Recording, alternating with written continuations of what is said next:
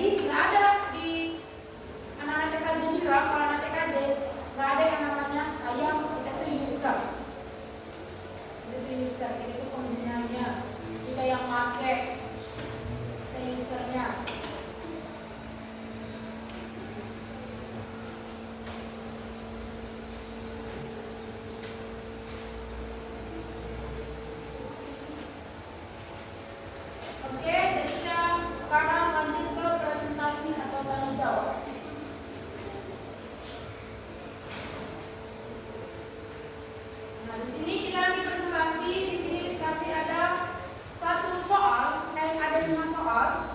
Soalnya itu dapatnya itu di jawabannya ada di yang tadi materi-materi yang sudah disampaikan. Jadi ini kita presentasi satu kelompok. Nanti dijawab di sini ya, Pak.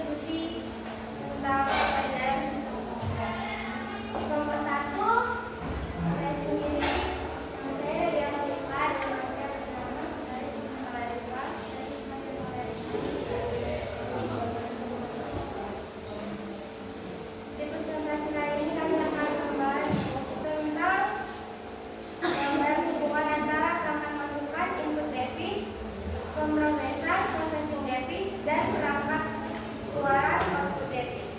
Perangkat masukan atau input device seperti keyboard, mouse, dan scanner untuk mengirimkan data ke komputer.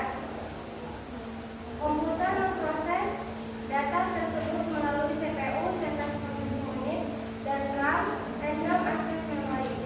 Hasil pemrosesan kemudian dikirim ke perangkat keluaran output device seperti monitor, printer, dan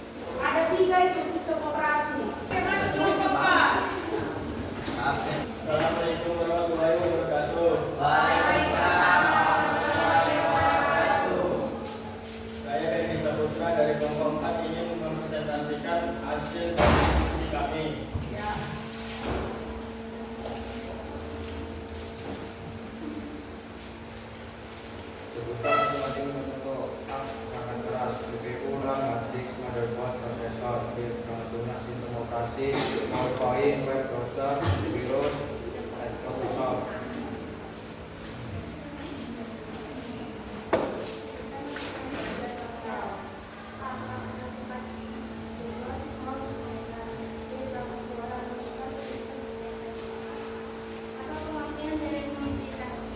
Multitasi adalah kemampuan suatu sistem atau individu untuk menjalankan beberapa tugas atau proses secara bersamaan dalam periode waktu yang sama.